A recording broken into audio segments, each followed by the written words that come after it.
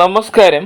പ്രിയ SK മീഡിയയുടെ പുതിയൊരു വീഡിയോയിലേക്ക് ഏവർക്കും സ്വാഗതം. ഈ വീഡിയോയിൽ മകരമാസത്തെ പ്രധാനമായിട്ടുള്ള ഉത്സവ ദിവസമാണ് തൈപ്പൂയം. ഈ ദിവസം പ്രത്യേകിച്ച് മുരുക ക്ഷേത്രങ്ങളിൽ പ്രാർത്ഥനകൾ വഴിപാടുകൾ ചെയ്ത് പ്രാർത്ഥിച്ചു വന്നാൽ സകലവിധ സൗഭാഗ്യങ്ങളും വന്നു ചേരുന്നതാണ്. ബ്രഹ്മാവ് മകരമാസ പൂയം നാളിൽ ഈ ലോകത്തെ സൃഷ്ടിച്ചതായി പുരാണങ്ങൾ പറയുന്നത് ഈ ദിവസം എല്ലാ ക്ഷേത്രങ്ങളിലും ചെന്ന് വഴിപാടുകൾ പൂജകൾ ചെയ്യുന്നത് വളരെ നല്ലതാണ്.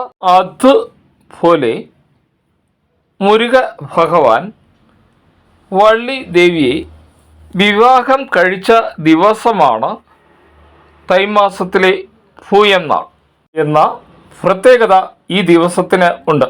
ഈ ദിവസം വളരെ പ്രത്യേകതയുള്ള ദിവസമാണ്. മുരുക ക്ഷേത്രത്തിൽ മാത്രമല്ല ശിവക്ഷേത്രങ്ങളിലും വളരെ പ്രാധാന്യമർഹിക്കുന്ന ഒരു ദിവസമാണ് തൈമാസത്തിലെ പൂയം നാൾ. ഈ ദിവസം സുബ്രഹ്മണ്യ സ്വാമി ക്ഷേത്രങ്ങളിൽ ചെന്ന് പ്രധാനമായിട്ടുള്ള പ്രാർത്ഥനകൾ വഴിപാടുകളൊക്കെ ചെയ്ത് പ്രാർത്ഥിക്കുമ്പോൾ സകല വിധത്തിലുള്ള നന്മകളും നമുക്ക് വന്നു ചേരുന്നതാണ്. അതുപോലെ തന്നെ ഇന്നേ ദിവസം ചില പുണ്യതീർത്ഥങ്ങളിൽ ചെന്ന് സ്നാനം ചെയ്യുന്നത് വളരെ നല്ലതാണ്. കഴിഞ്ഞ ജന്മത്തും ഈ ജന്മത്തും നാം ചെയ്ത സകലമാന പാവങ്ങളും ഈ ദിവസം ഏതെങ്കിലും പുണ്യ നദികളിൽ ചെന്ന് നീരാടുന്നത് വളരെ ശ്രേഷ്ഠമാണ്. നമ്മുടെ എല്ലാവിധ ദുഃഖങ്ങളും ദുരിതങ്ങളും പാവങ്ങളും മാറുന്നതായിട്ടാണ് മഹാഋഷിമാർ പറയുന്നത്.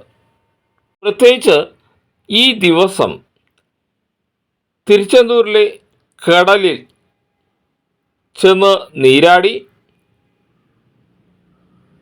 തിരുച്ചെന്തൂർ ക്ഷേത്ര ദർശനം ചെയ്താൽ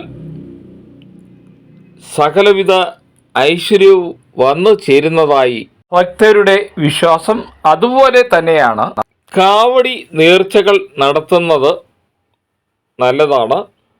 കാവടി നേർച്ച വ്രതമിരുന്ന് കാവടി എടുക്കുന്നത് നമ്മുടെ ആഗ്രഹ സാഫല്യത്തിന് മാത്രമല്ല,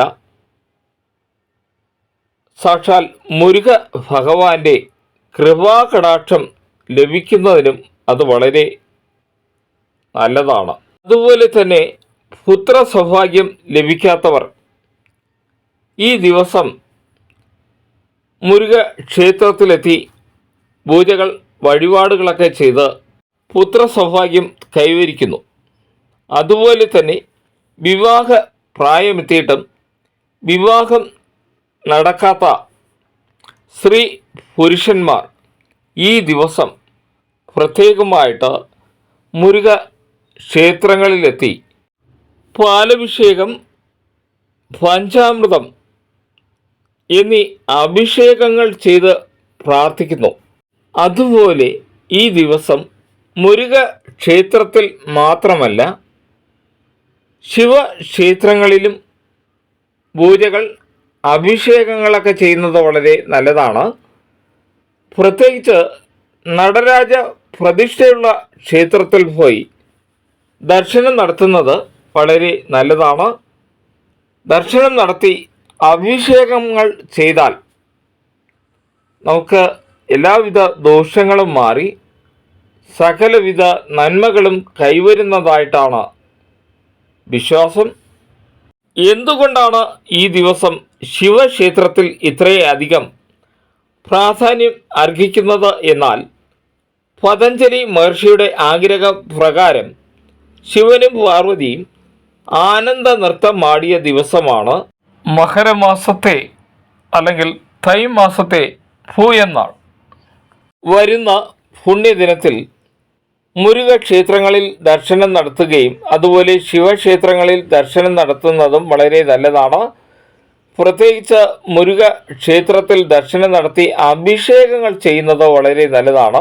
അന്നേ ദിവസം വ്രതം ഇരിക്കുന്നതും വളരെ നല്ലതാണ്. അന്നേ ദിവസം കാവടിയെടുത്ത് തിരുച്ചെന്തൂർ, പഴനി, കുമാരകോവിൽ എന്നീ ക്ഷേത്ര ദർശനം നടത്തുന്നത് ആഗ്രഹ സാഫല്യം കൈവരിക്കും.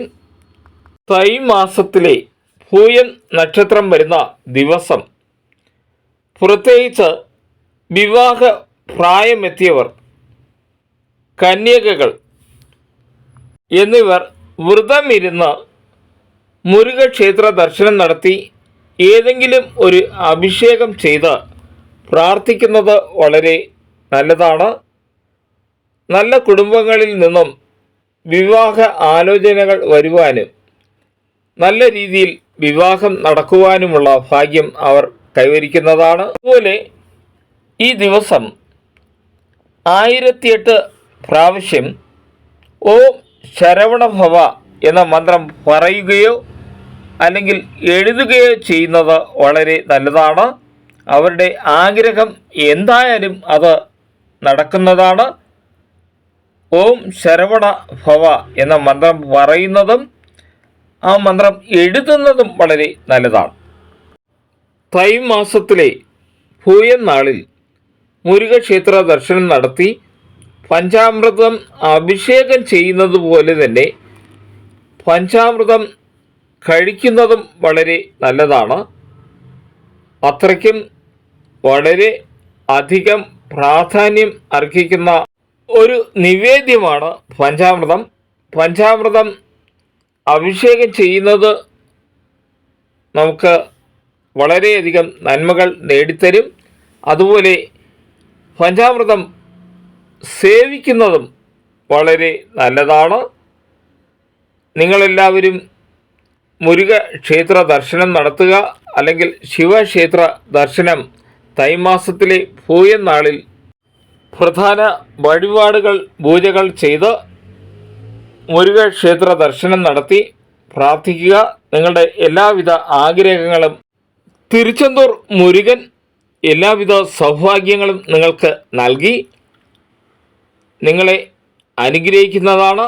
ഈ വീഡിയോ ഇഷ്ടമായാൽ ദയവായി ലൈക്ക് ചെയ്യുക, ഷെയർ ചെയ്യുക, സബ്സ്ക്രൈബ് ചെയ്യുക. നിങ്ങളേവർക്കും നന്ദി, നമസ്കാരം.